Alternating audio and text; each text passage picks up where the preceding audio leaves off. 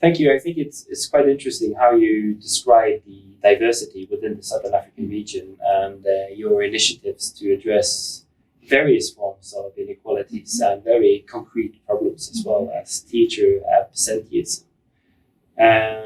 You work, I guess, very concretely with SDG 4 on education, and you've talked a bit about that in terms of schooling and attendance. But I was wondering, there is also another aspect of that, and that is the lifelong education opportunities as a goal. How do you work with that within the region or within the UNESCO framework? I think there are two elements to that. No? Lifelong learning means from early childhood until adulthood. And so now, for example, in Southern Africa, more and more governments are talking about early childhood, and that's very good. But the question is, do they have the expertise? Because you need a certain pedagogy for teaching younger children compared to a high school student. So I think the challenge is, how do you develop pedagogies that are rooted in the culture and not just import other cultures of how to teach young children. So a lot of work, for example, is being done on family literacy, because you still have a big question of literacy and how mothers, of course it's usually mothers, are learning to be literate by also teaching their children how to read. So I think that's one element in terms of early childhood learning, and then of course adult education. Because people think, oh, I'm an adult, so I don't need to learn. But I think that's what's fascinating here in Western Europe, where you really have the concept of lifelong learning, meaning even if I am a professional, even if I am finished with my degree, then I need to still continuously learn. So I think in Africa, there's a whole divide. After school, do I learn or not to learn? So I think that's one element of lifelong learning, from childhood to adulthood. Another element of lifelong learning is the kind of values we need to learn. And I think in Africa, this is what we're trying to promote. We have an initiative on global citizenship. So what does it mean to be a global citizen? This is very, I know that in Norway, there's all these initiatives about being a global citizen. But I always ask myself, in Africa, they're just grappling with, am I from this country, the state, because they have many ethnic groups. So there are lots of problems, conflicts within a country because of ethnicity. So for example, in Zimbabwe, the Ndebele and Shona, in different countries, you have these ethnic groups. So then do they feel that they are coming from a country? And then of course now with the African Union, do they consider themselves African? And now we say, oh, you're a global citizen. So I think that's one element. What does it mean to be a citizen? Now we're adding this level to be a global citizen. So we're having this initiative on trying to understand, one, it is in the curriculum of many countries, but it's more about being a good citizen, how to love. In Zimbabwe, for example, there's this new discussion on heritage studies, which is counterposed with colonial education. So we need to go back to our history. So there are many initiatives, but it's not really along the lines of being a global citizen, which I think is a starting point. So how do we build on that? Meaning global citizen, because we're saying that what happens in my country or in my community is affecting the world. So we need also global solutions to share. And so side by side with our initiative on global citizenship education, we also have education for sustainable development. So UNESCO has just had the member states, the governments approve this new strategy for education for sustainable development, ESD 2030. And the idea is to try to make sure that in our educational system, solutions to how to attain together sustainable development is addressed. So we are training teachers, for example, in Southern Africa. What does it mean if you're an educator in the colleges? How do you teach sustainable development? Can you just teach sustainable development relying on concepts? So when we have this module now, and I had the experience to stay for 2 days in this module where we're developing teacher educators. We have started with 3 countries, Zimbabwe, Botswana, and Namibia.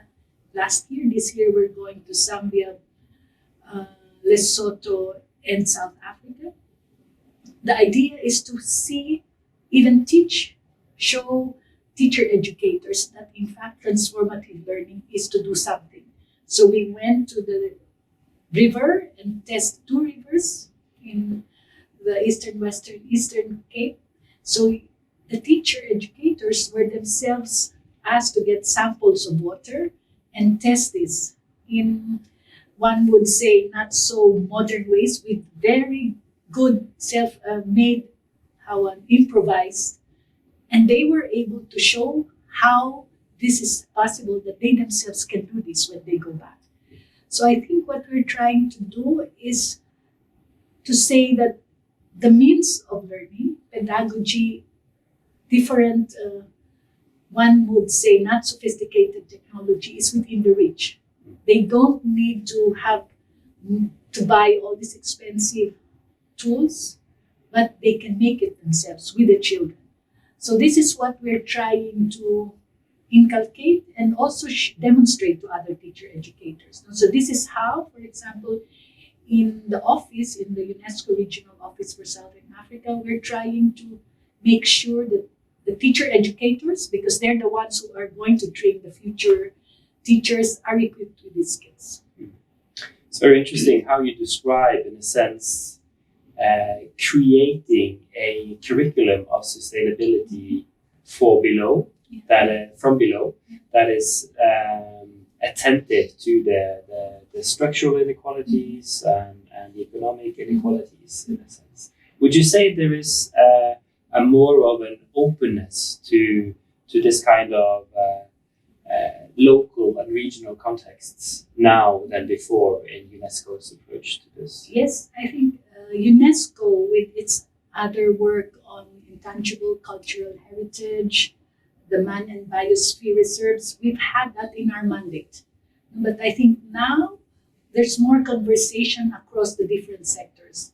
So for example, in our work that I just referred to in Education for Sustainable Development, we're saying, how do we use the cultural heritage of a community so that the children, because the children are exposed to modern, but also their cultural heritage. But when they go to school, their cultural heritage seems to be left behind. And so this also creates a dissonance with children. So what happens is that we need to make sure that these are all integrated in the child's life. So what we're saying is that how do we make sure that teachers themselves, who are trained in modern ways, don't lose sight of the cultural heritage? How do we make sure that the existing natural reserves of the country, of the community, are brought into the school? Many times it's as if there's a divide. That's my community, and when I go to school, I forget about what exists in the community. So yes, for us in UNESCO, and I think we're able to do that in the field office, because we are directly in a community, we work with the teachers, so you really get to know the concerns of the teachers and the community, and you realize you need to make these interconnections, because that's how you can transform societies and communities. I would tend to agree with that. In the Agenda 2030 kind of thinking, and at this conference also, of course, more generally, there are often calls for new kinds of partnerships between different actors at the state level, the public level, and the private sector and community level. How do you work with this call for new kinds of partnership within the UNESCO framework? And of course, I just wanted to put in perspective that because we work in Africa, Africa has its own development agenda.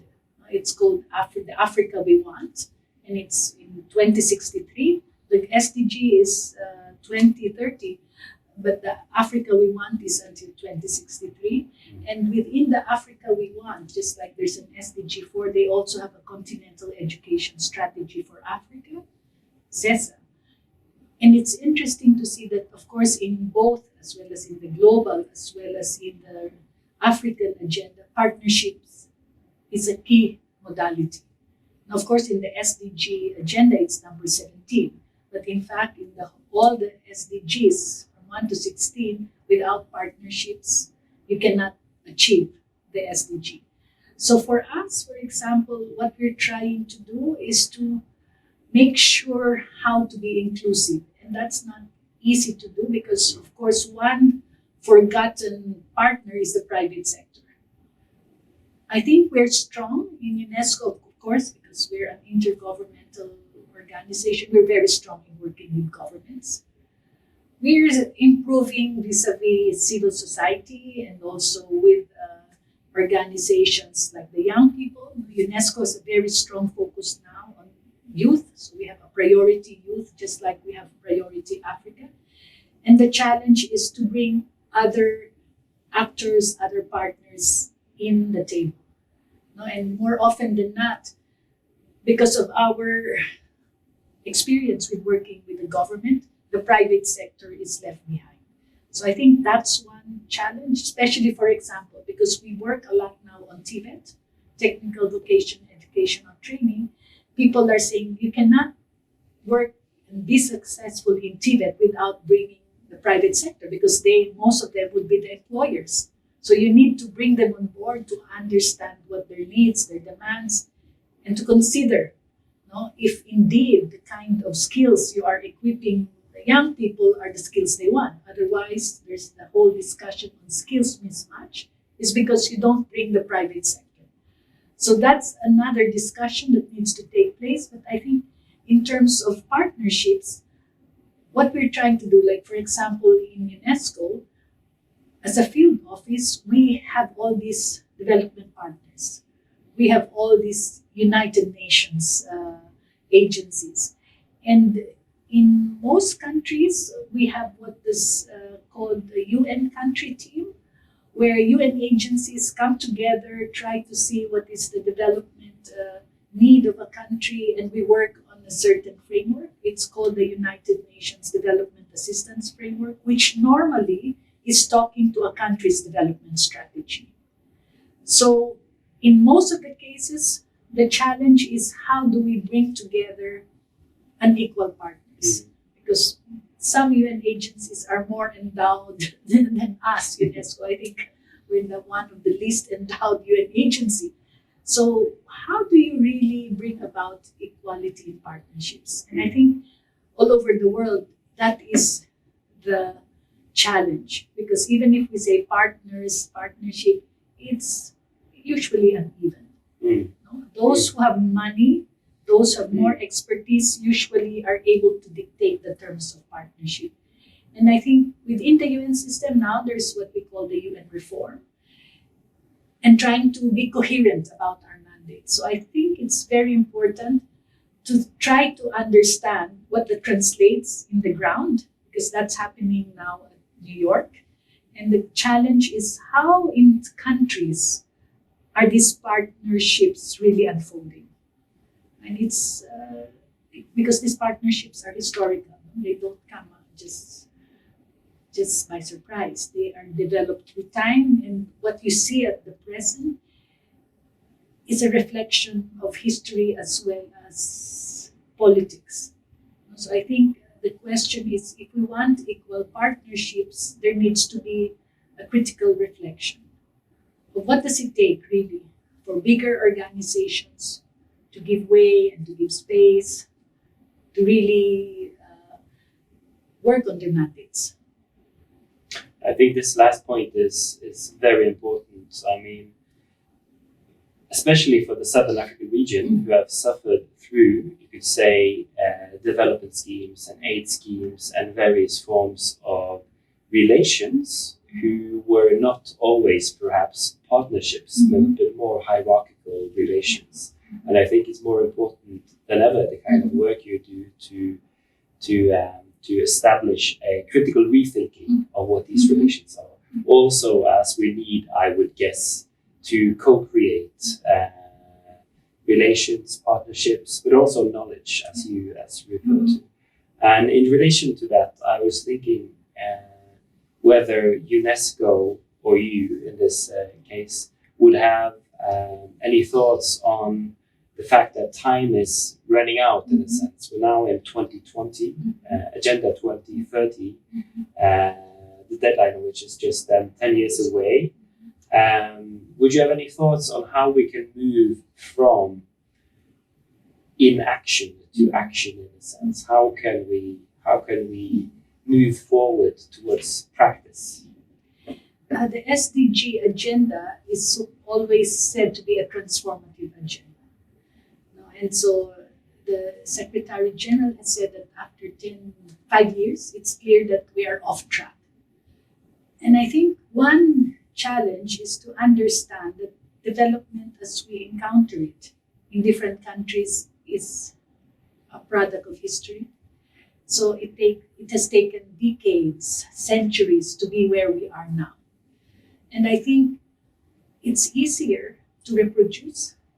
So the discourse, the structures, they are a reproduction of the past. And they reflect a certain power structure, a certain power struggle.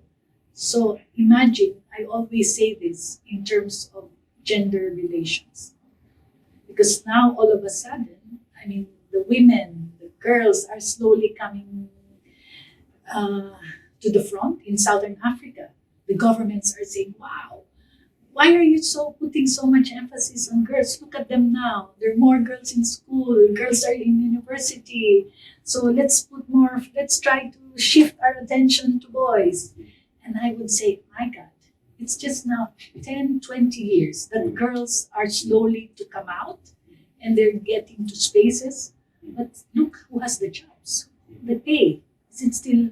So it still takes time because the reproduction of relations is so strong that even if you have some semblance that this equality has been addressed, because look, girls are going to school, girls are going to engineers, but look at the whole structure. How many are going to electrical engineer? How many of the girls are in civil engineer? So there's a lot to change, structures, mindsets. So it takes time. And so I would say that even as the UN, coming from the UN, myself, and even working in education, we can be very impatient, especially if agencies, the people, the governments who give us money are very impatient with results. Show us results. Show us this. That you cannot change it, as we said. In medicine, in health, in the natural sciences, it's clear to see a correlation. I did this, I drank this is a case, we did this. But with human relations, with development, it's not easy to have a one-to-one correspondence. So for me, I think transformation, and ambitious as the SDG agenda is, takes time. And it takes reflection. And even if we say that in the university, inaction needs to be action, but you need to think through certain ideas. You need to think through certain modalities. You need to think through certain interventions. So I think this is where partnership, especially, and I like this theme of having universities come together to really talk about SDG. And this morning's breakfast table was really fascinating because you could see the range of concerns. And this, imagine, as a university, like the rector saying about, how do you change the structures? How do you incentivize? So all these different factors, as they say, we live in a VUCA world. It's volatile, it's uncertain, it's complex, and it's ambiguous. This is the context where we are supposed to achieve SDGs. So how do you plan when you have volatility, where people are talking about climate change, but you have different manifestations of climate change? In Eastern Africa, they're talking about the locust swarms, that the locusts we are now talking about floods, but in some parts, In Southern Africa, it's drought. In Eastern Africa, they're saying that the locusts are eating their crops. So you have all these different changes. And the world is faced with this. So that's... So would it be correct of me to summarize your way of thinking about this, that we need a plurification of approaches to action together with critical reflection, and that the idea of concerted action in the sense of a unification of interests and the way we think is not feasible in today's world. As they say, there's no one size that fits all. And I think while we say that there's no one size that fits all, it's important to understand the history. How did it come about? And then not to totally say history is not important, but use the lessons in history to try to fashion, to craft new ways, but not some ways are still important. Social movements have seen how you can mobilize, galvanize all kinds of people. Of course, they say there's a difference between old social movements and new social movements. And you've seen in Europe, for example, the different movements that have come, but you've seen also in the Arab Spring, you've seen the experiences of the young people in Hong Kong. So you have all these opportunities where different groups are really trying to first mobilize themselves and try to change structures and systems. No? It's a long way, but yes, we can learn from all these different experiences. Thank you, Carolyn, for talking to us. I think I think that's it. Yes, thank you.